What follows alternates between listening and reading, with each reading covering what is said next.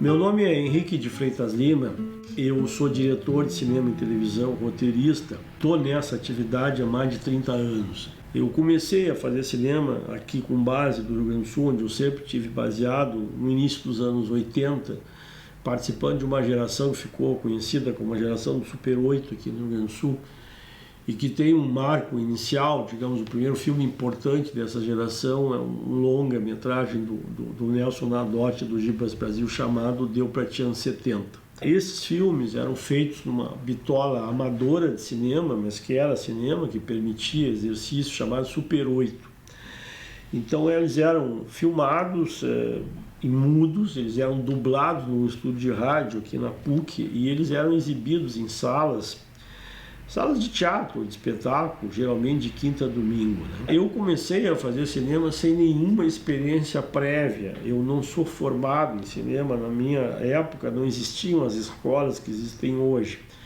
Na verdade, havia uma escola só no Brasil, que era a ECA da Universidade de São Paulo, né? E também, na época, tinha um curso em Niterói. Eu sou advogado de formação, eu estudei outras coisas também, mas a minha formação é em Direito. Embora eu tivesse uma relação de amizade com esse pessoal que estava fazendo os filmes, eu não era suficiente para mim ser chamado, digamos assim, para participar. Então eu resolvi efetivamente fazer um ato de coragem, que é me lançar diretamente fazendo um filme de longa-metragem, escrevendo o roteiro e já com certa, digamos, com uma equipe, embora toda amadora e tal. Bom, por que eu cheguei a essa conclusão? E que é um pouco o motivo desse projeto que hoje nós estamos apresentando para vocês através desse vídeo, que é um projeto que se chama Um Certo Olhar. Embora eu não tenha formação acadêmica, eu procurei me informar, além de ver muitos filmes, com aquilo que me parecia interessante. E na nossa área, há 3 tipos de literatura, basicamente. Primeiro são os manuais, né, que normalmente são muito repetitivos. Eles dizem como são os planos, o que é montagem, o que é direção e tal, mas eles tendem a ser muito repetitivos. Tu lê um manual, praticamente leu todos. A segunda vertente são os livros de críticos e estudiosos sobre períodos do cinema ou sobre filmes, que não tem muito a ver com fazer filmes. E o terceiro, para mim, o mais importante, o mais interessante, são os relatos dos cineastas sobre que maneira resolveram os problemas da atividade, de onde eles vieram, qual é a formação dele, que filmes fizeram e também a sua vida pessoal. Então eu li muitos os livros que me caíram na mão desse tipo, então do Roman Polanski, do Sidney Lumet, do John Huston, talvez o melhor de todos, um livro aberto, e alguns livros também que há um entrevistador, geralmente do meio, conduzindo, digamos, a história, que é o caso do Jean-Claude Carrière entrevistando o Louis Buñuel, ou do Martin Scorsese entrevistando o Alfred Hitchcock. Então eu aprendi muito com esses livros. Então, considerando o tempo que eu tenho de estrada, eu estou no meu 7º longa-metragem no momento, além de curtas e projetos de televisão, séries e tal, eu resolvi aproveitar esse tempo da quarentena, que gera inclusive um projeto como esse, para contar essa história, com um foco claro, que é para os meus jovens colegas cineastas que estão começando, que já têm alguma corrida, e também para os estudiosos, porque a nossa produção de cinema, não só a do Sul, mas a do Brasil, ela é muito ruim de documentação, quer dizer, não existem pouquíssimos volumes ou esforços desse tipo que eu estou me propondo a fazer. Então, isso é um dos motivos, né? Como eu disse, a vontade de contar essa história, a questão do tempo da quarentena. E um outro fato também que me estimulou foi que esse ano de 2020, em maio, se completaram 35 anos da Associação Profissional dos Técnicos Cinematográficos do Rio Grande do Sul, que é uma entidade que foi criada em maio de 85 e que eu tive envolvido diretamente na fundação e fui o primeiro presidente. Então me pediram depoimentos sobre isso, existe já um livro sobre os 25 anos da associação, então isso dá uma ideia clara de que, pelo menos no Brasil e talvez em muitos países como o nosso, aquele que se considera um realizador, que é o meu caso, né, que não é apenas um diretor contratado, né, na verdade eu estou prestes a viver a minha primeira experiência em que eu não sou o produtor principal do filme. Então nós somos realizadores. Então, além de fazer os filmes, você tem que estar todo o tempo pensando como vai terminar o seu filme, como vai fazer que ele chegue ao público e, sobretudo, como fará o próximo. Tudo é sempre um eterno recomeço. É claro que se você fez o seu filme anterior bem, ele foi bem recebido, é um pouco mais fácil fazer o próximo, mas não tão mais fácil como as pessoas imaginam. Como eu disse para vocês, eu comecei a carreira fazendo um longa-metragem Super 8 que se chama Tempo Sem Glória, que foi filmado em 83 e estreou, primeiro foi o Festival de Gramado em 84, e onde ganhou o prêmio de melhor filme de ficção, e depois chegou ao público dessa forma, como eu já expliquei, em teatros, né, de quinta a domingo.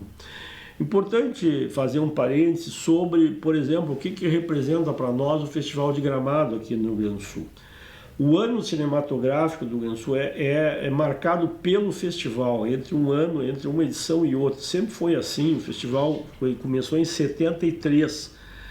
E durante muitos anos, enquanto o Super 8 era, digamos, bastante comum e havia muitos filmes, havia um festival paralelo de Super 8 em Gramado. Então, nesse festival paralelo, eu comecei a minha carreira e a maior parte dos meus colegas, que hoje são bastante conhecidos, né?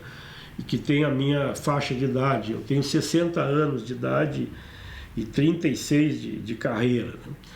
Bom, então, fechado esse parênteses, O Tempo Sem Glória, ele é um filme, eu tenho uma vivência ligada também ao campo, né? Por uma questão familiar, né? Então, e eu li muita literatura argentina, platina, e literatura gaúcha mesmo, de qualidade, muita coisa de pouca qualidade, mas alguns de qualidade, com uma dramaturgia, digamos, ambientada no Pampa, né? Nessa região que a gente partilha com os argentinos e os uruguaios. Então, o meu primeiro filme, que é um roteiro original, conta a história de um rapaz, de um menino, de um adolescente, que vai passar um rito de transição, digamos assim, numa pequena propriedade rural lá em Santana do Livramento, pertinho da fronteira com o Uruguai. O filme começa no dia 1º de abril de 64, que é o dia efetivo do golpe militar. Então esse menino fica sabendo que os militares deram o golpe quando ele vai levar a irmãzinha menor à escola e fica sabendo que não haverá aulas.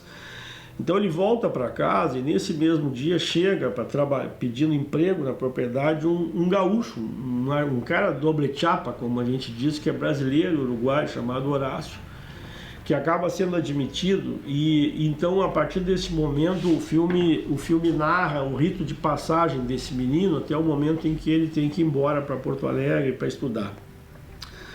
E ele chega a um corte na narrativa 6 anos depois. Então ele chega a Porto Alegre e vai estudar na mesma faculdade de Direito que eu estudava na época, né? Faculdade de Direito na época já tínhamos conseguido, não é eu especificamente, mas todos nós, a anistia política, com a volta dos exilados e tal. Então era um momento muito rico, né? Então ele vai estudar lá nessa faculdade. Logo ele entra na militância estudantil, da maneira como quase todos nós entrávamos, por uma questão afetiva, não porque a gente fosse especialista em Marx, ou Trotsky, ou qualquer outro dos teóricos da época. De um passo da militância política, ele acaba na luta armada clandestina, e aí uma determinada situação o leva de volta para a fronteira para fazer um trabalho, fazer uma missão, e ele acaba precisando do seu antigo amigo, né? E não acaba bem o filme. Eu, evidentemente, não vou entrar em maiores detalhes, porque eu espero que vocês tenham interesse e possam ver o filme. Quando eu terminei O Tempo Sem Glória e fui premiado em Gramado e fui buscar o seu público, né, havia um outro fenômeno acontecendo simultaneamente aqui no Rio Grande do Sul, que foi uma experiência que gerou 3 longas metragens já em 35mm, que foram o Verdes Anos, do Gervásio e do Gibas Brasil, o Me Beija, do Werner Schulimann, e aqueles dois, do Sérgio Amon e do César Charlone. Que o primeiro filme, o Verdes Anos, teve uma tremenda repercussão, botou 150 mil espectadores só no Rio Grande do Sul. Então, na verdade, foi o fim do Super 8 na prática, né? Quer dizer, aquela mesma turma que estava se exercitando ali em Super 8 teve a oportunidade de trabalhar na bitola profissional. Não foi uma experiência que do ponto de vista econômico tem acabado bem, os filmes mesmo tendo ido bem o primeiro, os recursos foram usados para fazer o segundo, os cotistas, era uma grande cooperativa de mais de 300 sócios. Muitas pessoas conhecidas da sociedade gaúcha participaram, botaram dinheiro nesses filmes, né? Então chegamos ao fim de 84, início de 85, sem muita perspectiva, né? As duas experiências no fim, tanto o Super 8 como os filmes cooperativados. Isso acaba coincidindo com o fim da ditadura militar, né? Numa solução negociada no Congresso, uma eleição indireta, que elegeu um político muito tradicional, muito conhecido, chamado Tancredo Neves, né? E como eu digo no livro, que é objeto aqui do nosso trabalho, todo brasileiro que nasceu até os anos 70 viveu aquele momento terrível do Tancredo Neves ficar doente antes de assumir e ficar um mês hospitalizado digamos, com informes quase diários do Antônio Brito, que era o seu porta-voz, né, até falecer, né? Então foi uma grande frustração, né? Aí assumiu o seu vice, José Sarney, que era um político de direita, vamos dizer assim, moderado, né, mas que também era escritor, era um cara ligado à cultura. Então o Sarney criou o Ministério da Cultura e recebeu, digamos, o que já vinha da ditadura militar, que era a Embrafilme, que era uma empresa, uma distribuidora de filmes que adiantava dinheiro para a produção, que vinha desde o governo militar, e também apoiava curtas-metragens e tal. Então, nesse início de 85, ele nomeia o seu ministro da Cultura, um outro político mineiro, chamado José Aparecido, e o José Aparecido lança um convite ao cinema, que deveriam ir a Brasília para conversar sobre o destino da Embrafilme e do Conselho Nacional de Cinema. Nós estávamos em Gramado, que nesse ano era em março, né? Era antes do que é hoje, e aí eu percebi que aquele era um momento chave, quer dizer, ou a gente embarcava, subia no trem, ou a gente ia ser condenado a ficar no limbo, né? Aí conversei com algumas pessoas lá em Gramado que estavam no festival, o Giba e outras pessoas, que o Giba a princípio ficou um pouco renitente, mas acabou concordando, e nós conseguimos juntar as pessoas e ficou clara a necessidade de fundar uma entidade e ir à luta, né? O que configura, quer dizer, não é possível fazer cinema num país como o Brasil sem militância política pela cultura, isso não existe, porque a gente sempre vai depender do Estado de alguma maneira, né? Demos o grito, vamos dizer assim, de fundação da PTC lá em Gramado. Aí essa fundação demorou algumas semanas de reuniões aqui em Porto Alegre, e nesse meio tempo houve a tal reunião em Brasília. Decidimos que a gente precisava estar lá e conseguimos uma passagem da Assembleia Legislativa, e eu fui no caso como representante, né, já como presidente eleito da PTC. E tive muita sorte, porque o Zé Aparecido deu a palavra para todos, só tinha feras do cinema nacional lá. Eu era um guri de 25 anos e ele gostou muito do discurso e disse que aquilo aí, no nosso cinema, que ele já tinha ouvido falar, que aquilo ali era a alma da nova república, portanto eles tinham que apoiar o nosso polo, né, nossa cinematografia. Bom, eu fui convidado para fazer parte do Conselho Nacional de Cinema, onde eu tive durante 4 anos, e a partir daí eu ia todo mês ao Rio. Nós fomos aparelhando o nosso polo, a gente conseguiu trazer equipamentos que nós não tínhamos para filmagem, nós começamos a participar dos editais da época, veio aquela fase áurea dos curtas, os grandes curtas-metragens feitas aqui nos anos 80, o Dorival, Ilha das Flores, Voz da Felicidade e tantos outros. E aí ficou evidente também que era necessário, digamos assim, também fazer longas com o apoio da Embrafilme. Eu, depois do Tempo Sem Glória, resolvi investir em mais um projeto nesse tipo de universo, de dramaturgia de campo, né? Comecei a procurar muito textos que pudessem ser adaptados, sem sucesso, até que eu fui informado do lançamento de um livro de contos aqui no Brasil, de um escritor uruguaio chamado Mário Arregui, contos que haviam sido traduzidos por um outro grande contista brasileiro chamado Sérgio Faraco, né, que ainda está entre nós, um grande amigo meu. Bom, eu consegui ter acesso ao Mário Arregui através do Faraco e adquiri 3 desses contos como argumento de um longa-metragem, E um desses contos, rebatizado pelo Faraco, se chama Lua de Outubro. Então aí nasceu o projeto do Lua de Outubro, que é o meu segundo longa-metragem, já pensado em ser coprodução com a Argentina. Aí a Embrafilme efetivamente resolveu fazer um primeiro concurso aqui, por filmes gaúchos, projetos gaúchos, e ganhou um projeto mais desenvolvido do Werner Schuller, uma comédia chamada O Mentiroso. E eu ganhei um prêmio de consolação. A Embrafilme decidiu financiar o roteiro do Lua de Outubro, que eu tinha apresentado, um argumento, vamos dizer assim. Então, enquanto o Werner Schuller, a sua produtora, que infelizmente faleceu muito jovem, a Mônica Schmidt, que nos deixou com 54 anos, uma pessoa muito talentosa, eles começaram, a produção do Mentiroso, do qual eu participei, enquanto eu tocava o roteiro do Lua de Outubro. E para isso houve uma coincidência de que chegou ao Rio Grande do Sul um jornalista e roteirista que depois ficou muito conhecido como político no Brasil, chamado Alfredo Sirquis. O Sirquis foi enviado a pedido de uma produtora do Rio de Janeiro chamada Marisa Leão, que é a esposa do Sérgio Rezende, para fazer uma pesquisa sobre um longa-metragem chamado Anjo Negro, que era sobre o Gregório Fortunato, que era o lugar-tenente do Getúlio Vargas, né? Um peão negro que acabou sendo um dos artistas do próprio suicídio do Getúlio, né? Quando ele, junto com o irmão do Getúlio, com o Beijo Vargas, resolveram fazer um atentado para terminar com a vida do Carlos Lacerda, que era o governador do Rio de Janeiro. Não funcionou, acabaram matando um oficial da aeronáutica, se instituiu a chamada República do Galeão, que era uma forma, digamos, de julgar o presidente Getúlio Vargas, que acabou optando pelo suicídio, né, em agosto de 1954. Projeto super interessante, que acabou não virando filme, e o Alfredo, ao saber que eu tinha o Lua de Outubro para escrever, me se ofereceu. E efetivamente começou a trabalhar, fez um belo roteiro. Nesse meio tempo, vamos dizer assim, passado o governo Sarney, em 1989, então, fazem-se as primeiras eleições diretas no Brasil para presidente da República. Eram 22 candidatos, né? O Collor de Mello já foi o mais votado no primeiro turno, e no segundo e terceiro lugar, com uma diferença muito pequena, Luiz Inácio Lula da Silva e Leonel Brizola. Então o segundo turno foi entre o Collor e o Lula.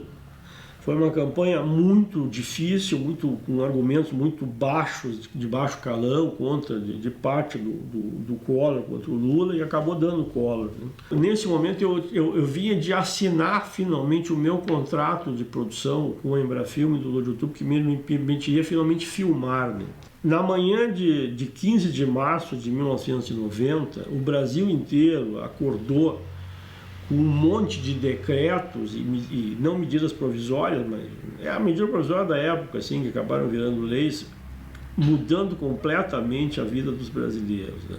O Collor sequestrou a poupança e o dinheiro das pessoas, né, sob, digamos, o argumento de que precisava controlar a inflação, né, que era altíssima.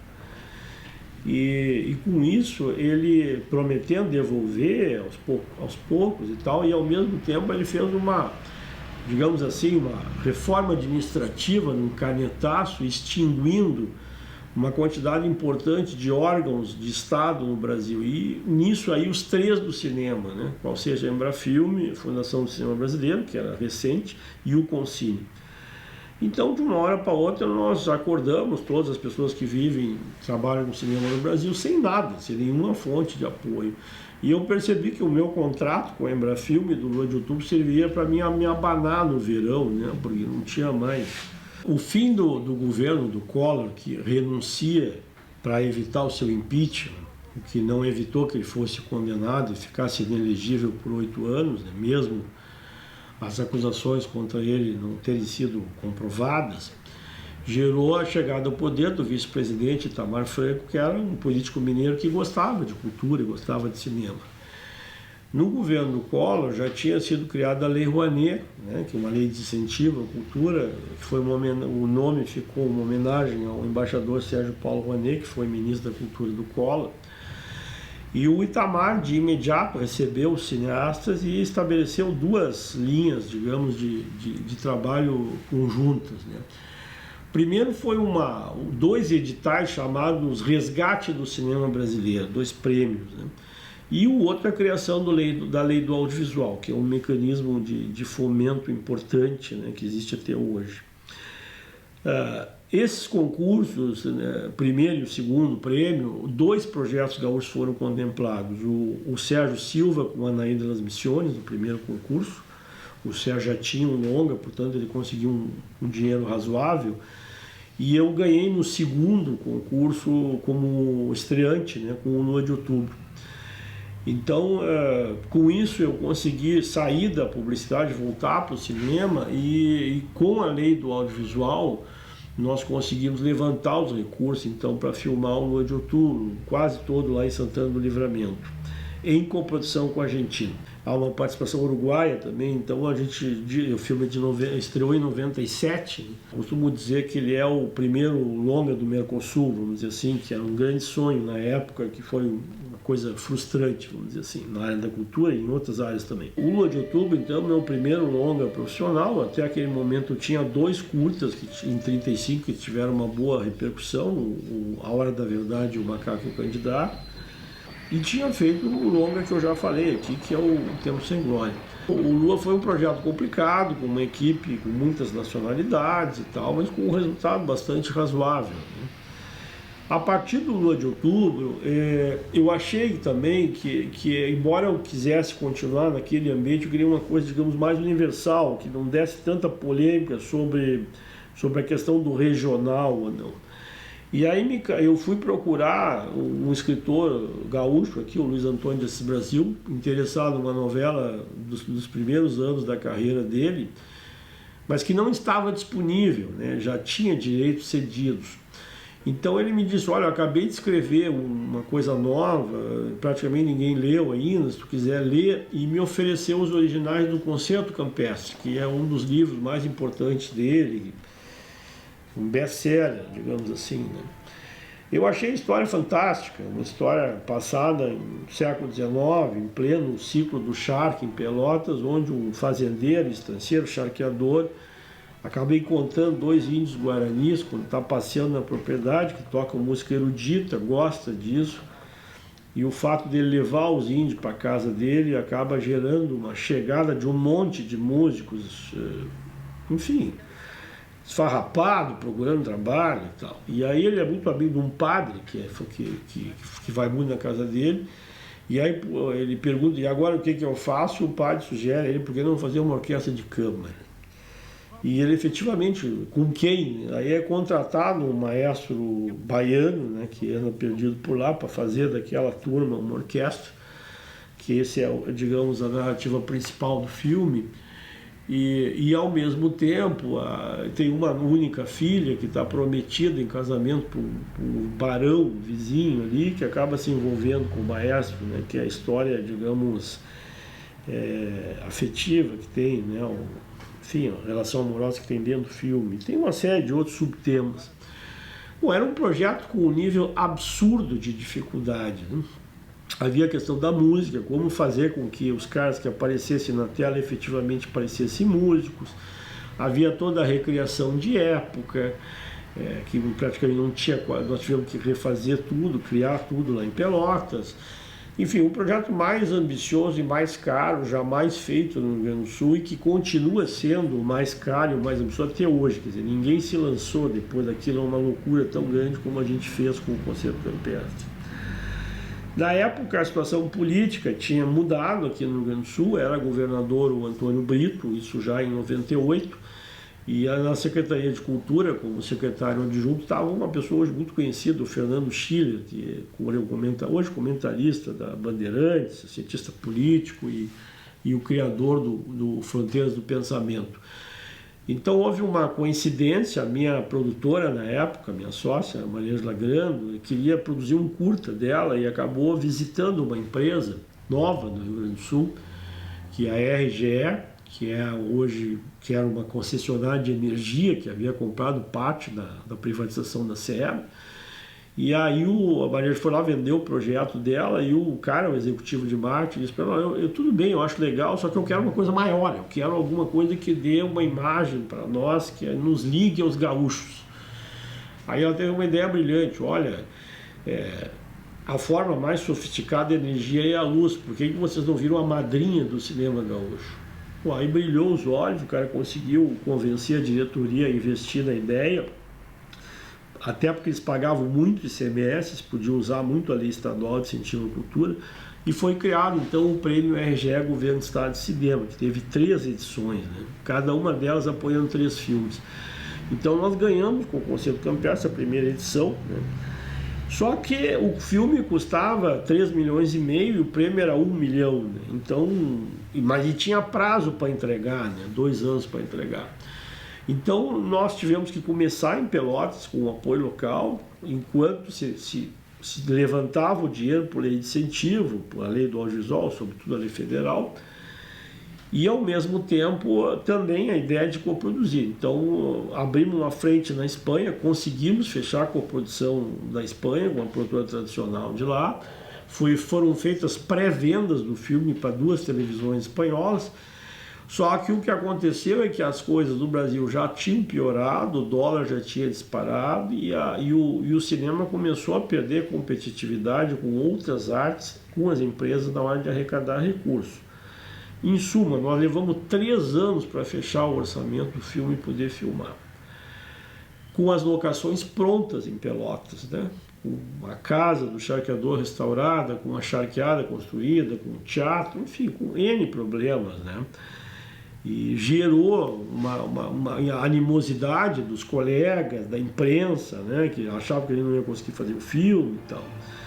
Então, finalmente conseguimos fazer um filme, hoje, com o tempo, acho cada vez mais valorizado, até mesmo, não só pelos seus méritos artísticos, mas por ser um documento daquela época, né? E foi uma grande escola também, né? Um filme que viajou muito, foi vendido para um monte de países, né? E, enfim, um tremendo esforço, né? Eu saí exaurido do Concerto Campestre, né? Muito cansado, né? Fiz algumas coisas menores e nesse meio tempo eu conheci na pré-estreia aqui do Concerto Campestre em Porto Alegre um artista plástico que eu já conhecia de nome, um grande artista que fez parte do grupo de Bagé, chamado Danúbio Gonçalves, que faleceu em 2019. O Danúbio é um tremendo pintor, gravador, né, um desenhista de primeira linha. Então o Danúbio, muito humildemente, me dizia: Henrique, eu não posso participar de algum projeto teu que venha por aí, eu estou super afim, o que eu posso fazer para te ajudar? E coincidiu com eu ter sido desafiado pelo pessoal de Pelotas para levar para as telas os contos gauchescos do Simões Lopes Neto, que é o nosso principal escritor, né, o cara que fundiu a identidade do Rio Grande do Sul, sobretudo do homem de campo. E eu realmente topei fazer o Instituto Simões Lopes Neto, que era presidido, cujo patrono, na verdade, era um deputado estadual, depois prefeito de Pelotas, que nos deixou já, o Bernardo de Souza. E realmente aí criamos um projeto com uma ideia já de ter uma versão para cinema e uma versão em episódios de televisão. A ideia era fazer 7 episódios, conseguimos fazer 5. E o Danúbio fez os desenhos que nós animamos na abertura da série, do filme, que são espetaculares, com uma milonga, uma música do Sérgio Rojas, tocada, entre outros músicos, pela gaita ponto do Renato Borghetti, que também teve uma versão num disco do Borghetti, né, que, aliás, vocês vão ouvir esse vídeo certamente aqui, né, que é a milonga para Simões Lopes Neto, né, que é belíssimo. Então, e ao mesmo tempo, nessa convivência com o Danúbio, ele me disse: escuta, eu estou com 80 anos, não tem nada, não tem nenhum documentário, tu não quer fazer um documentário sobre a minha trajetória e tal? Eu disse para ele: olha, Danúbio, tu merece, eu vou tentar, agora vai demorar, porque não tem os recursos para fazer. Eu também optei por fazer por uma razão. Na virada dos anos 80 para os anos 90, eu fui consultor de um projeto chamado Arte na Escola, que era liderado por uma pessoa também que nós perdemos há muito pouco tempo, aliás, chamada Evelyn Berg Iosp, da Fundação Iosp. Era um projeto de arte e educação que usava vídeos sobre artistas para os professores, né? Então eu fui contratado, eu era muito jovem, virada dos 80 para os 90, né? Tinha menos de 30 anos, para ser o curador da videoteca desse projeto. Então eu comprei para a Fundação IOSP um volume enorme de filmes, de documentários sobre artistas plásticos, né? E vi que tinha pouquíssima documentação sobre os nossos artistas, os artistas nascidos aqui, ainda que, digamos, emigrados, né? Tentei fazer com a Evelyn que ela produzisse alguma coisa, ela não quis, ela já tinha muito material. Então isso aí me deu digamos, uma relação com as artes plásticas, artes visuais, que eu não tinha antes, refinou meu olhar como cineasta, vamos dizer assim, e me deu vontade de produzir. Eu aceitei o convite do Danúbio e começamos uma série que a gente chama de Grandes Mestres, cujo primeiro episódio é o filme do Danúbio, que tem 52 minutos, foi muito bem, e que tem filmagens em Porto Alegre, no ateliê dele, em Bagé, que é a terra natal, em Torres, e no México. Nós conseguimos levar levar o Danúbio para o México, né, que foi super legal. Essa primeira experiência eu fui tocando em paralelo com os projetos de ficção, né, que são diversos, né, que a gente tem aí. Tem uma comédia com a Argentina, que se chama Hermanos, que é o roteiro original. Tem uma adaptação de uma história que se passa nas missões jesuíticas, que é um livro do Assis Chewich, que se chama A Outra Face da Utopia. E também, mais recentemente, um livro que nós adquirimos os direitos, escrito aqui por um amigo de Pelotas, que se passa na Lagoa dos Patos, se chama Náufrago de um Mar Doce. Mas, enquanto esses projetos não se viabilizavam, né, seguimos exercitando com séries de TV documentais, e logo depois do Danúbio, eu fiz o segundo filme dessa série dedicado a Zoravia Bechol, que é uma artista que felizmente está conosco, nascida em 1935, que eu tenho uma personalidade muito diferente do Danúbio, uma pessoa vivaz, muito sanguínea, né, muito militante. E o filme dela teve uma excelente repercussão. A gente teve algum problema para terminar, porque no meio do caminho houve a mudança da Prefeitura de Porto Alegre. O prefeito que entrou cortou lá os pagamentos do FUNPROARTE, que era o principal fonte de financiamento do filme, só se normalizou anos depois, em 2018. Mas estreamos o filme em 2019, foi muito bem, um documentário, né? E agora nós estamos assim já no terceiro filme dessa série dos artistas, que é dedicado a Maria Tomazelli, que é uma artista nascida na Áustria, na verdade, nascida no Tirol, né, que hoje é Áustria, já era Áustria na época ela nasceu, e que se casou com um filósofo gaúcho que faleceu há pouquíssimo tempo, chamado Carlos Cine Lima, e vieram para o Brasil e ela desenvolveu uma espetacular carreira como artista e tal. Então nós estamos em fase de filmagem, devagarinho, vamos dizer que a gente pode, do filme dedicado a Maria. Eu procurei sintetizar os filmes, né, e os projetos que vocês estão vendo pelas imagens aí também, e chegamos esse ano da graça de 2020, o ano da pandemia, já com uma turbulência no país muito grande em função de uma série de fatores, inclusive da chegada à presidência de uma pessoa que, para não dizer mais nada, certamente não gosta de cultura. Eu não vou falar de outros aspectos, mas isso é evidente, né? E com uma paralisação dos nossos mecanismos de fomento, sobretudo os federais, né? Fundo Setorial do Audiovisual, Lei de Incentivo, que gerou um impasse muito grande, né? Felizmente, aqui no Rio Grande do Sul, nós temos um jovem governador que gosta de cultura, que colocou uma pessoa muito responsável na área, inclusive responsável por esse edital aqui, do FAC Digital, que é a Beatriz Araújo, que é uma amiga de muitos anos, né? Então, aqui no Rio Grande do Sul, que pese as dificuldades, a nossa perspectiva é mais interessante, né? E a nível federal existe um conflito que só se agravou esse ano para destrancar o Fundo Setorial, que hoje é o principal mecanismo de fomento, e restabelecer.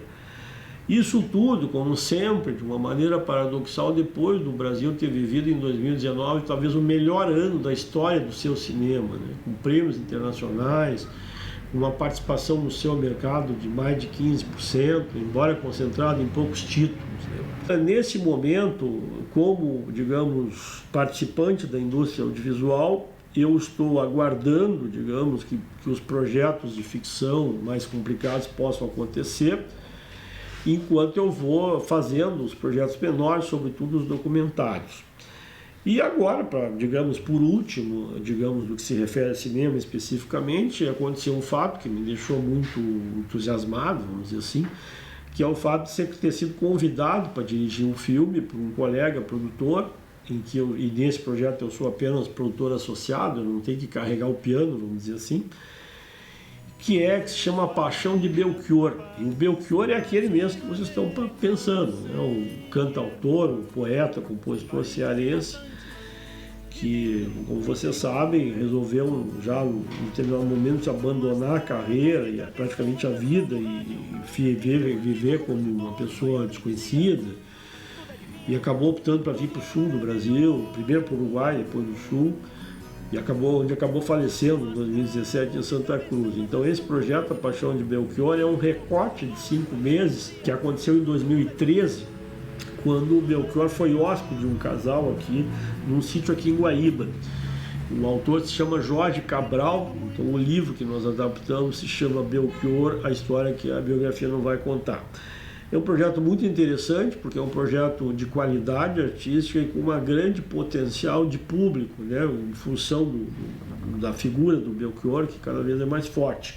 E nós estamos sentindo isso, tanto lá no Ceará como distribuidores, né? Bom, então, como vocês podem perceber, sempre a nossa atividade é a tentativa, a vontade de fazer algo e as dificuldades que se colocam para impedir que isso aconteça. Então, de uma maneira dialética, o filme é sempre aquilo que você gostaria de fazer e aquilo que efetivamente você consegue fazer. Então, nesse projeto, Um Certo Olhar, o que eu conto, além de ter mais elementos pessoais do que no nosso vídeo aqui, é essa história, né? Como se conseguiu fazer, como conseguir fazer, de que maneira foi resolvido, como se ultrapassaram os problemas que foram colocados, e essa intensa, digamos, necessidade que o artista tem de se expressar. Então, aqueles que pensam em seguir a carreira no audiovisual, seja como diretor, que é a mais difícil, ou como diretor de arte, ou fotógrafo, enfim, tem que ter claro uma coisa, quer dizer, se não é uma vontade interior muito forte, nem entre, porque vai enfrentar um nível de dificuldade muito grande, sobretudo se for cabeça de projeto, né, o diretor, realizador e tal. Bom, em paralelo, e aí já para finalizar, eu percebi que, enfim, que a nossa carreira ela é muito ingrata do ponto de vista econômico, né, de como sobreviver nisso. A gente demora muito tempo para fazer um filme, a rentabilidade, salvo as exceções, é muito baixa, né? Então muitos dos colegas passaram a dar aulas em universidades e tal. Felizmente foram criados diversos cursos de audiovisual aqui no Rio Grande do Sul. E como eu disse para vocês lá atrás, eu sou advogado de formação.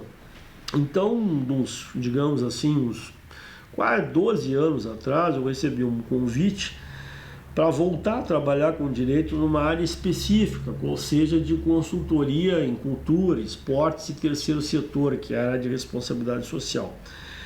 Isso eu realmente abri uma segunda empresa que se chama Freitas Lima Consultores Associados e me dedico a isso paralelamente à produção audiovisual. Foi uma sábia decisão, isso aí tem me permitido me manter no meio, né? E é uma coisa que eu faço com muito prazer também, eu trabalhei já com muitas pessoas, né? A pessoa que se apresenta para vocês, que é o objeto do projeto Um Certo Olhar, é um cineasta radicado no sul do Brasil, numa província, né? Enfim, que é um polo importante, terceiro do país, e que a duras penas conseguiu fazer alguns filmes aí, mais de 30 anos, com alguma repercussão, e em paralelo atua sempre como militante das causas da cultura, especificamente do audiovisual, e também essa atividade como consultor e como advogado especialista. Então eu espero que esse vídeo aqui e o livro que nós estamos terminando sejam um alento e sirvam como um estímulo para quem está se iniciando na carreira e também como uma história, digamos, de 35 anos, que na verdade é também do nosso cinema. E é essa a minha expectativa.